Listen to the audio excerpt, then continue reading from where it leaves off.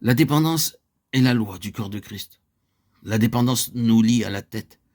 Mais gardons-nous d'essayer de maintenir le corps dans l'unité sur le plan horizontal. Vous ne pourrez pas le faire. C'est une cause désespérée, et nous tournerons toujours en rond en présentant des excuses. Sur le plan horizontal, nous ne pouvons pas le faire.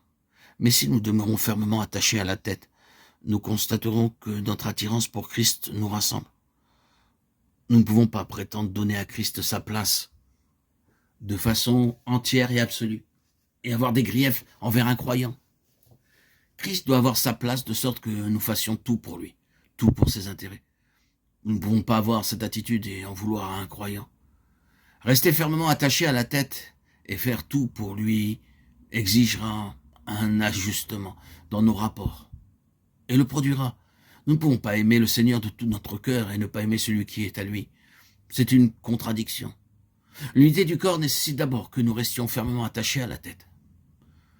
Il doit y avoir la liberté de l'esprit en nous afin de vivre le corps et son ministère. Je vais en venir à des considérations pratiques. Il doit y avoir une liberté absolue par rapport à l'organisation humaine, au gouvernement ecclésiastique, au contrôle de l'homme en tant que tel, pour qu'il y ait le plein fonctionnement de l'Esprit Saint.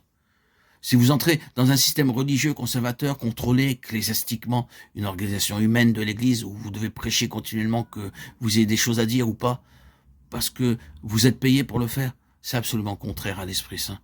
Ce n'est pas le principe de l'Esprit Saint.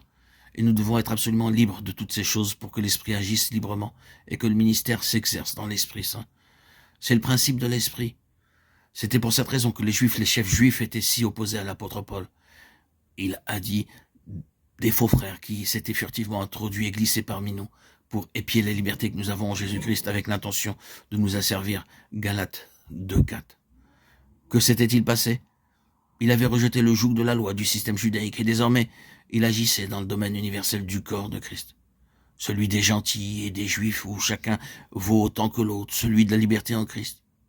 Lui était libre du joug de la tradition, celui du système et de l'organisation religieuse terrestre, afin d'accomplir son ministère de révélation comme l'Esprit Saint le conduisait.